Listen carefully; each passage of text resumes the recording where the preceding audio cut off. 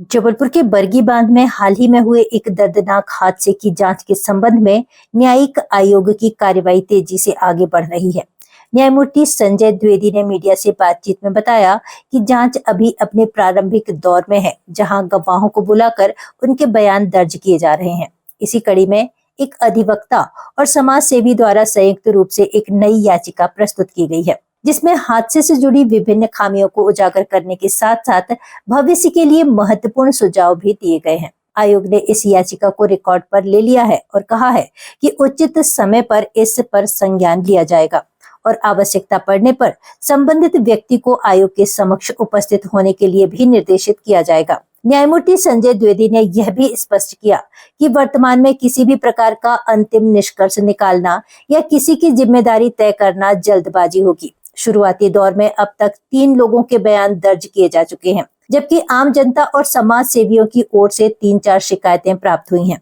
इससे पहले गठित हुई उच्च स्तरीय समिति ने भी कई लोगों के बयान लिए थे, जिन्हें रिकॉर्ड में शामिल किया गया है। आयोग का कहना है कि वे सभी गवाहों को नोटिस जारी कर रहे हैं और जरूरत पड़ने पर पुरानी समिति के समक्ष बयान दे चुके लोगों को भी दोबारा बुलाया जा सकता है, ताकि पीड़ितों को पूर्ण न्याय मिल सके और भविष्य में ऐसे हादसों को रोकने के लिए सरकार को ठोस सुझाव दिए जा सकें। बरगी क्रूज दुर्भाग्यपूर्ण हादसे में जो घटना हुई है, उस घटना के विषय में पूर्व में भी श्री अखिलेश त्रिपाठी के द्वारा मुख्यमंत्री मध्य प्रदेश शासन के समक्ष अभ्यावेदन प्रस्तुत किया गया था और उसमें कई बातें कही गई थी जिस पर विचार किया जाना आवश्यक था। इस विषय को लेकर के माननीय उच्च न्यायालय के समक्ष भी पिटीशन दायर की जानी थी, परंतु चूंकि माननीय उच्च न्यायालय ने यह स्पष्ट किया था कि आयोग का गठन किया जा चुका है, ऐसी स्थिति में किसी नई पिटीशन की आवश्यकता नहीं है। अतः आज श्री अखिलेश त्रिपाठी के साथ हमने राज्य शासन के द्वारा किए गए जांच आयोग के समक्ष अपनी बात रखी। आयोग का गठन 5 बिंदुओं पर किया गया है, जिसमें पहले 2 बिंदु घटना के कारण एवं कार्यवाही से संबंधित हैं। बाकी के 3 बिंदु मूल रूप से आगे किस प्रकार से वाटर बॉडीज़ के में ट्रैफिक के संचालन को लेकर के संबंधित है कि क्या किया जाना चाहिए, यानी कि सजेस्टिव या सुधारात्मक। पहले 2 बिंदुओं के विषय में श्री त्रिपाठी की ओर से ये बात उठाई गई है कि पहला तो ये कि जो क्रूज़ का ऑपरेशन हो रहा था वो ट्रेंड नहीं थे, क्रूज़ मानक स्तर का नहीं था। जो मानक स्तर एनजीटी के द्वारा निर्धारित किए गए हैं उस स्तर का नहीं, इंजन नहीं था, एम्प्लॉय ट्रेंड नहीं थे, एनडीआरएफ एसडीआरएफ के द्वारा कोई भी ऐसे गोताखोर या बचाव की टीम मुहैया नहीं कराई गई थी। इसके अलावा राज्य शासन के द्वारा जो एक दस्तावेज पीआरओ के माध्यम से जारी किया गया है, जिसमें ये उल्लिखित है कि ऐसे कौन से व्यक्ति थे जो बचाव कार्य में एक्टिव रूप से पार्टिसिपेट कर रहे थे, उसमें भी टूरिज्म के या अन्य ऐसे विभागों के जो कि स्पेशलाइज्ड हो, नाम मात्र के कुछ ही कर्मचारी थे। बाकी वो कर्मचारी और व्यक्ति थे जो किसी अन्य प्रोजेक्ट में वहाँ रह करके काम कर रहे थे, लेकिन बचाव कार्य में उन्होंने आगे बढ़कर पार्टिसिपेट किया और लोगों की जान बचाई। ऐसी चीज़ों पर बात अपनी बताई गई है और सबसे मुख्य रूप से ये बात कही गई है कि एकमात्र विभाग ऐसा होता है जो ज्योतिष शास्त्र के अलावा इस बात की जानकारी रखता है कि 5 घंटे में आने वाले किस प्रकार का तूफान आ सकता है, कहाँ से आ सकता है, गर्मी कहाँ से होगी, ठंड कहाँ से होगी, ये सारी चीज़ों को जानने वाला मौसम विभाग होता है। मौसम विभाग के खिलाफ कार्यवाही क्यों नहीं की जा रही है? क्या मौसम विभाग को इस बात का इंतजार करना चाहिए कि एमपी टूरिज्म उनसे जा कर के पूछे कि मौसम बदलेगा नहीं बदलेगा, क्या होगा? ग्वारी घाट, भेड़ा घाट, जबलपुर, भोपाल, होशंगाबाद, जितने भी बड़े वाटर बॉडीज़ हैं जहाँ की बोटों का संचालन हो रहा है, वहाँ जानकारी पहुँचाने का उनका दायित्व बनता था। यदि वो समय से जानकारी पहुँचा देते तो संभव है कि ये क्रूज़ का संचालन उस दिन नहीं होता या रोक दिया जाता या अन्य बचाव कार्य किए जा सकते थे। इसके अलावा ये कहा गया है हमारी पिटीशन में